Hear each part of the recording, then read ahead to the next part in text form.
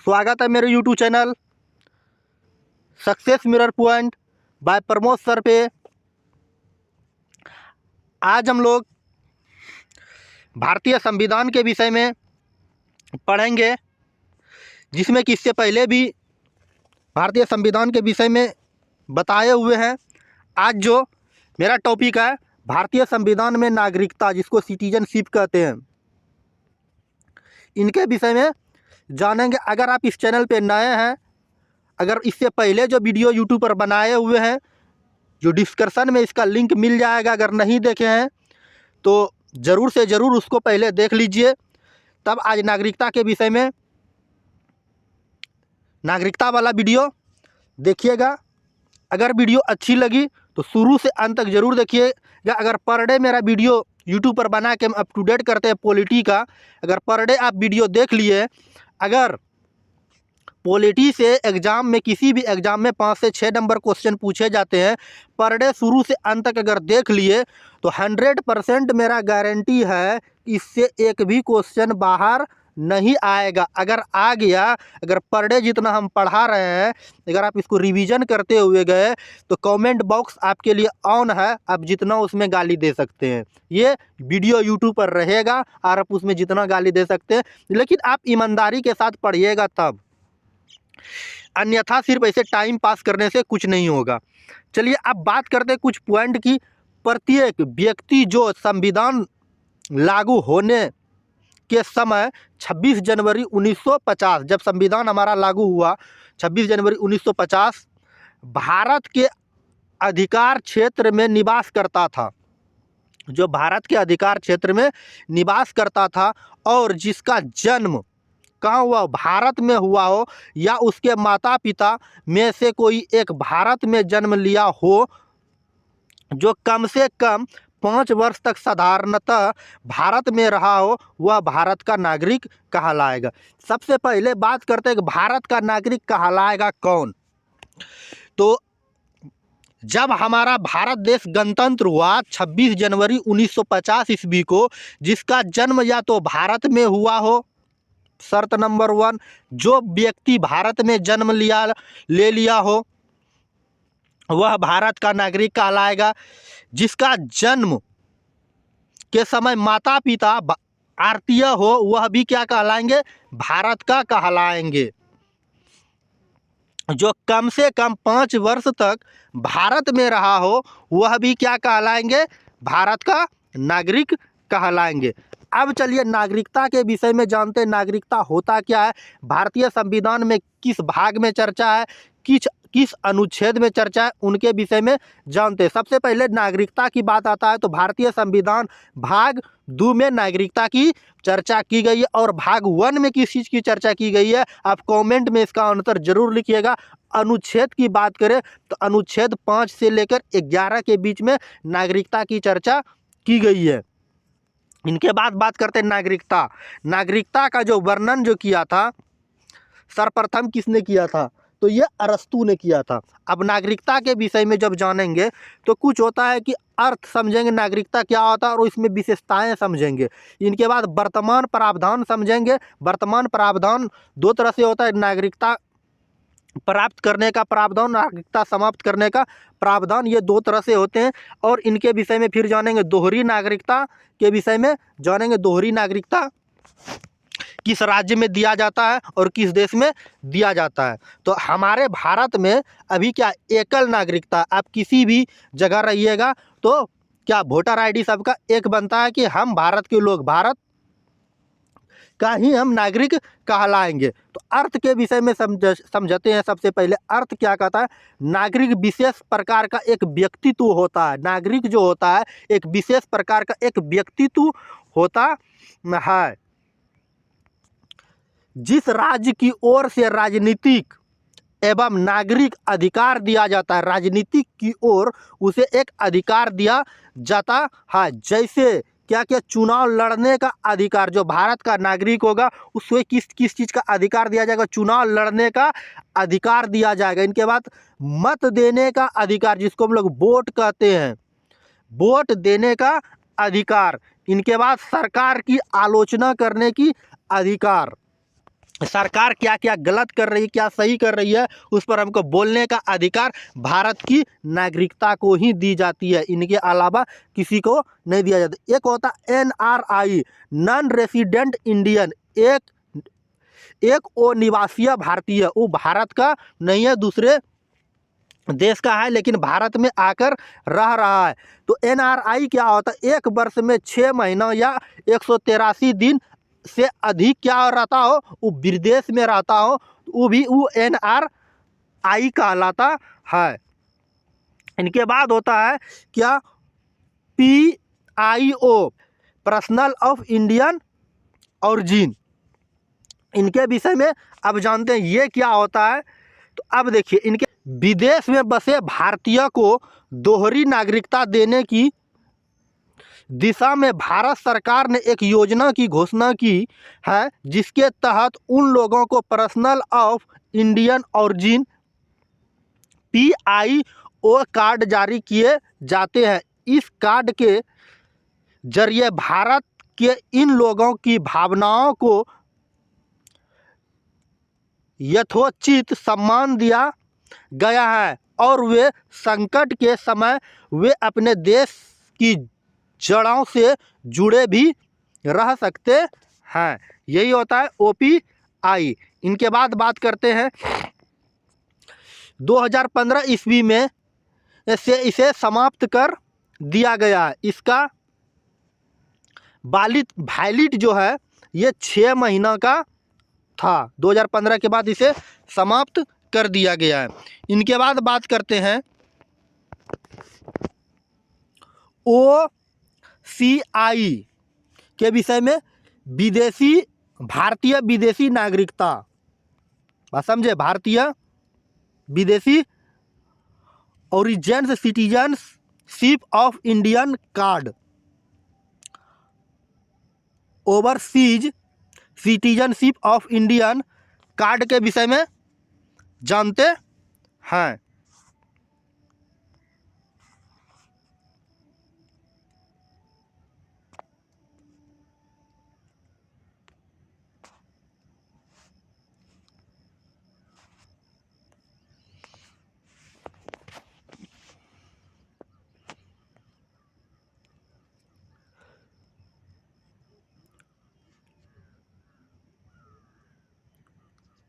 Overseas citizenship of Indian OCI योजना अगस्त 2005 में नागरिकता अधिनियम 1955 में संशोधन करके शुरू की गई थी।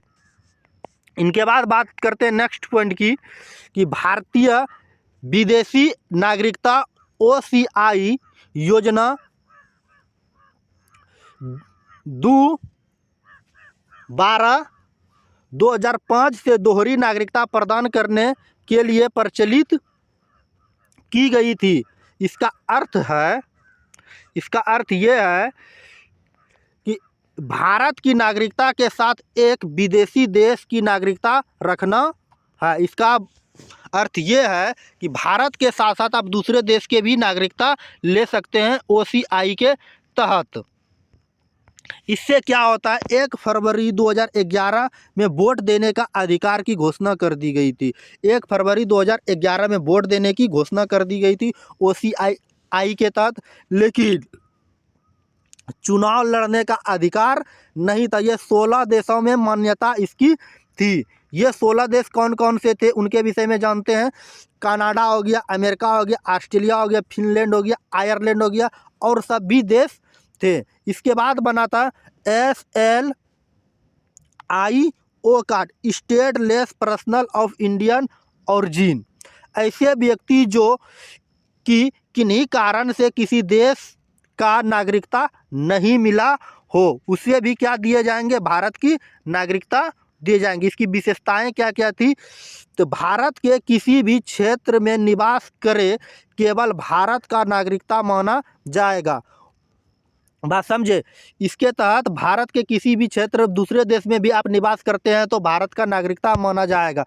नागरिकता केंद्र सूची का विषय, इस पर कानून जो है संसद बनाती है। याद रखिएगा ये पॉइंट को, नागरिकता केंद्र सूची का विषय, इस पर कानून जो है कौन बनाती है? संसद बनाती है। नागरिकता ही संवैधानिक पद धारण कर सकता है। एक नागरिक ही संवैधानिक पद धारण कर सकता है, जैसे प्रधानमंत्री, मुख्यमंत्री, डीएम, राष्ट्रपति, सुप्रीम कोर्ट का मुख्य न्यायाधीश, सुप्रीम कोर्ट का न्यायाधीश, हाई कोर्ट का मुख्य न्यायाधीश, हाई कोर्ट का न्यायाधीश, ये सब पद जो धारण करेंगे एक नागरिक ही धारण करेंगे। लेकिन अमेरिका में जन्मजात नागरिकता का प्रावधान किया गया। जो व्यक्ति अमेरिका में सिर्फ अमेरिका में जन्म लेगा नागरिक माना जाएगा और संवैधानिक पद वही सब धारण कर सकते हैं। इसके बाद बात करते हैं जो एग्जाम के पूछे जाते हैं, नागरिकता संशोधन अधिनियम 2019 में जो आया था, जिसको हम लोग CEA कहते हैं, ये CAB कहते हैं, इनके विषय में कुछ जान लेते हैं। तो नागरिकता संशोधन बिल जो आया था, जिसको CAB कहते हैं, सिटीजनशिप, CAB की 2019 लोकसभा से 19 सितंबर 2019 को तथा राज्यसभा से 11 दिसंबर 2019 को पारित किया गया था। बात समझे। तो सितंबर 2019 और 11 दिसंबर 2019 से इसे क्या किया गया था? पारित किया गया था। इस बिल द्वारा भारतीय नागरिकता अधिनियम 1955 में संशोधन किया गया था। साथ ही दोनों सदनों द्वारा पारित विधेयक 12 दिसंबर 2019 को राष्ट्रपति के अनुमोदन हस्ताक्षर के बाद कानून बन गया। और इस अधिनियम के तहत क्या कहा गया था? इस अधिनियम द्वारा पाकिस्तान, अफगानिस्तान, बांग्लादेश के प्रताड़ित कुल 6 धर्म एवं अल्पसंख्यक हिंदू, सिख, जैन, बौद्ध, ईसाई तथा फारसी नागरिक को भारत की नागरिकता प्रदान की जाएगी। इनके बाद बात करते हैं नागरिकता संशोधन बिल के अंतर्गत 31 दिसंबर 2014 तक भारत में प्रवेश करने वाले शरणार्थी को नागरिकता प्राप्त करने के लिए स्वीकार होंगे। अब 11 साल के स्थान पर 5 साल भारत में रहने पर नागरिकता दी जाएगी। पहले क्या होता था कि कोई भी व्यक्ति भारत में आ गया शरणार्थी दूसरे देश से, तो पहले 11 साल भारत में रहना पड़ता था, तब भारत की नागरिकता दी जाती थी। लेकिन अगर अब जो 2019 में संशोधन किया गया, अगर आप 5 साल भारत में रह लिए तो आपको भारत की नागरिकता मिल जाएगी। इनके बाद नेक्स्ट पॉइंट, सबसे पहले नागरिकता संशोधन अधिनियम कब लाया था? 1955 ईस्वी में लाया था। नागरिकता संशोधन बिल 2019 में लोकसभा से पास होने वाला 126वां संशोधन था। तो परीक्षा में पूछे जाते हैं नागरिकता संशोधन 2019 में जो लोकसभा से पास किया गया था, यह कम्मा संविधान संशोधन था, तो 126वां संशोधन था। इनके बाद CAB या CAA के का आपको लगता होगा सर फुल फॉर्म क्या होता है? सिटीजनशिप अमेंडमेंट एक्ट, या बी है तो बिल। इनके बाद बात करते हैं नागरिकता के विषय में। अब नागरिकता जो यहाँ से जो है मेन पॉइंट स्टार्ट हो गया कि नागरिकता आखिर होता क्या है, किसको नागरिकता मिलेगा, भारतीय संविधान में कहाँ कहाँ चर्चा, वो तो अभी जो बताए थे इससे वो करंट से रिलेटेड था। अब बात करते हैं नागरिकता भारतीय संविधान भाग 2 में चर्चा है। तो परीक्षा में पूछे जाते हैं नागरिकता की चर्चा भारतीय संविधान में किस अनुच्छेद में है? तो भाग 2 में चर्चा। अनुच्छेद की बात करें 5 से लेकर 11 के बीच में अनुच्छेद में चर्चा की गई। हाँ, तो नागरिकता का वर्णन सर्वप्रथम किसने किया था? अरस्तु ने किया था। तो परीक्षा में पूछे जाएंगे नागरिकता का वर्णन सर्वप्रथम किसने किया था? तो अरस्तु ने किया था। अब देखिए अनुच्छेद 5 में कहा था संविधान के प्रारंभ में नागरिकता 26 जनवरी 1950 भारत की जो नागरिकता मिलेगी कब?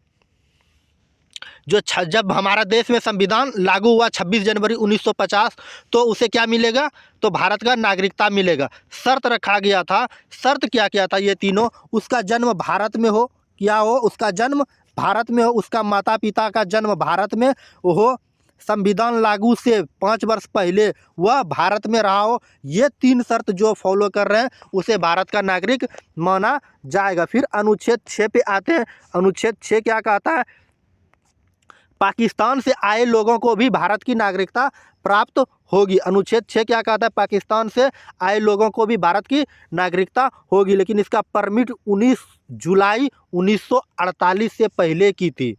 ठीक, 26 जुलाई 1948 के बाद परमिट से 6 माह बाद, इससे मतलब कि आज़ादी के लिए अगर आप लड़ते लड़ते पाकिस्तान चल गए, वहाँ से आकर आपका मन है कि हम भारत में रहेंगे, तो भारत में रह सकते हैं। इनके बाद बात करते हैं अनुच्छेद 7 की बात करते हैं। अनुच्छेद 7 में भारत से पीओके गए लोगों को भी भारत का नागरिकता माना जाएगा। भारत से अगर कहाँ चल गए हैं, पाकिस्तान चल गए, तो उसे भी भारत का नागरिकता माना जाएगा।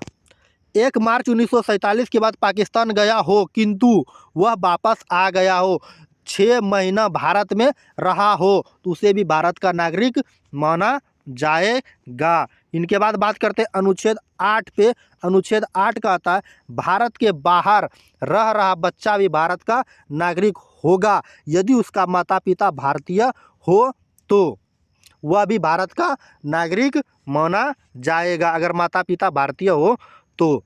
इनके बाद अनुच्छेद 9 की बात करते हैं। विदेशी नागरिकता लेने पर भारतीय नागरिकता समाप्त हो जाएगी। अनुच्छेद 9 क्या कहता है, अगर आप विदेशी नागरिकता प्राप्त करते हैं तो भारत की नागरिकता आपकी समाप्त हो जाएगी। फिर अनुच्छेद 10 पे आते हैं। अनुच्छेद 10 जो है कहता है नागरिकता का बना रहना तब तक जरूरी, तब तक कोई अन्यथा कार्य न करे। नागरिकता, अनुच्छेद 10 कहता है नागरिकता आपका तब तक बना रहेगा जब तक कि आप देशद्रोही का काम, आतंकवाद जैसे काम नहीं किए हैं, तब तक आपको भारत का नागरिक माना जाएगा। अगर आप देशद्रोह का काम करते हैं तो आपको भारत का नागरिक नहीं माना जाएगा। इनके बाद बात करते हैं अनुच्छेद 11 की। नागरिकता कानून संसद बनाएगी। नागरिकता का कानून जो कौन बनाएगी, संसद बनाएगी। अब चलते बात करते हैं नागरिकता संशोधन अधिनियम। नागरिकता संशोधन अधिनियम कब कब आया, तो 1955 में, 1996 में, 1993 में, 2003 में, 2005 में। बात समझे। इनके बाद नेक्स्ट पॉइंट की ओर आते हैं। ए में कहता है नागरिकता किसे, जन्म के आधार पर 1996 में माता पिता किसी भी, 2003 में दोनों वायलेट कर दिया। अब देखो 1996 में जो था कि जन्म के आधार पर भारत की नागरिकता मिलेगी, यदि माता पिता दोनों भारत का हो तो उसे क्या कर दिया, भारत का नागरिक माना जाएगा। लेकिन 2003 में क्या कर दिया गया, अगर पिता इंडिया का और माता पाकिस्तान का अगर बच्चा जन्म लिया वो भी इंडिया का होगा, ऐसा 2003 में प्रावधान कर दिया।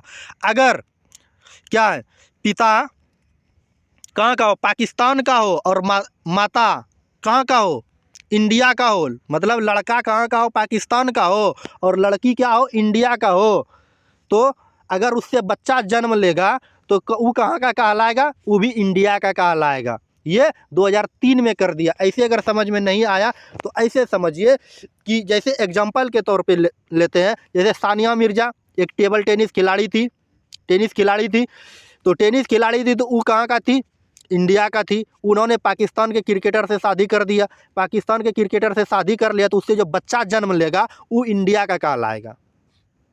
बात समझे।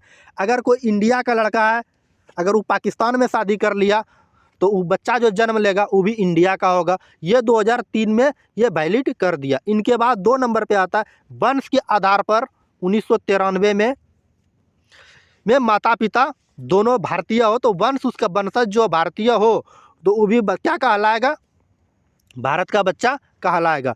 पंजीकरण के आधार पर को हुआ कि विवाह कर 7 वर्ष तक भारत में रहा हो। अब दूसरे देश का कोई व्यक्ति है और विवाह शादी करके और क्या रहा, इंडिया में लगातार अपने पत्नी के साथ रह रहा है, तो वो भी क्या कहलाएगा, इंडिया का कहलाएगा। ये हुआ पंजीकरण। जैसे कि समझाते, कोई भी विदेशी है, विदेश से वो आया इंडिया में काम करने के लिए, इंडिया में उसका दिल लग गया और किसी लड़की से उन्होंने शादी कर लिया इंडिया की लड़की से, और वह लगातार 7 साल तक भारत में हो, तो वो पंजीकरण कर सकते हैं कि हम भी भारत की नागरिकता को प्राप्त कर सकते हैं देशीकरण के आधार पर। डी नंबर पे है देशीकरण के आधार पर। अगर आप किसी कला के क्षेत्र में है, विज्ञान के क्षेत्र में, भारतीय भाषा जानते हैं और लगातार 10 साल तक भारत में रहे हैं, तो आप भारत की नागरिकता प्राप्त कर सकते हैं। भूमि अर्जित, जैसे सिक्किम ने क्या कर दिया, भारत में भूमि अर्जित कर दिया, वह भी भारत का नागरिक कहलाएगा। इनके सिक्किम के विषय में इनसे पहले भी बहुत बार चर्चा कर चुके हैं। इनके बाद चलिए नेक्स्ट पॉइंट की ओर आते हैं। नागरिकता अभी जितना हम पढ़ाएं उनसे क्या क्या क्वेश्चन बनते हैं और एग्जाम में पूछे जाते हैं। तो सबसे पहले नागरिकता जो है भारतीय संविधान में किस देश से लिया गया है, तो ये ब्रिटेन से लिया गया। और भारत में किस प्रकार की नागरिकता है, तो भारत में एकल नागरिकता का प्रावधान किया गया है। अधिनियम की बात करें 1955 अधिनियम के तहत प्रथम बार संविधान संशोधन कब किया गया था, 1996 में। 1986 में प्रथम संविधान संशोधन किया था। प्राप्ति की विधि 5 विधि जो इससे पहले बताए 5 विधि, और यह गृह मंत्रालय के अंतर्गत आता है। बात समझिए, किस मंत्रालय के अंतर्गत आता है, गृह मंत्रालय के अंतर्गत आता है। नोट में बातें जानते हैं। भारत में मात्र एक ऐसा राज्य जम्मू कश्मीर था जहां पर क्या था, दोहरी नागरिकता का प्रावधान की गई थी, लेकिन अब दोहरी नागरिकता समाप्त कर दी गई है। अब वर्तमान समय में जम्मू और कश्मीर को अलग कर एकल नागरिकता लागू की गई है, क्योंकि जम्मू कश्मीर को दोनों को एक एक केंद्र शासित प्रदेश बना दिया गया है, इसलिए जम्मू कश्मीर में भी अब एकल नागरिकता लागू की गई है। इससे पहले जो थे, जब तक केंद्र शासित प्रदेश नहीं बना था, तो वहाँ क्या थे, दोहरी नागरिकता था, लेकिन अब वर्तमान में एकल नागरिकता है। बात समझे, दोहरी नागरिकता समझ में आ गई है। अगर वीडियो अच्छी लगी तो लाइक ज़रूर कर दीजिएगा। लाइक करने के बाद हमारे यूट्यूब चैनल को सब्सक्राइब कर लीजिएगा। सब्सक्राइब करने के बाद बेल आइकन का घंटी ज़रूर दबाइएगा। अगर आप फेसबुक पेज पे देख रहे हैं तो वहाँ फॉलो ज़रूर कीजिएगा। अगर हम अभी जो पढ़ाएं, अगर आप हमारे PDF चाहते हैं तो हमारे Telegram channel success mirror point by Pramod sir पे ज्वाइन करके वहाँ से आप PDF को भी प्राप्त कर सकते हैं। अगर वीडियो अच्छी लगी तो अपने दोस्तों के बीच शेयर जरूर कर दीजिएगा। चलिए आज की क्लास को यहीं समाप्त करते हैं। मिलते हैं नेक्स्ट वीडियो में नेक्स्ट टॉपिक के साथ। जय हिंद, जय भारत। Okay, bye bye.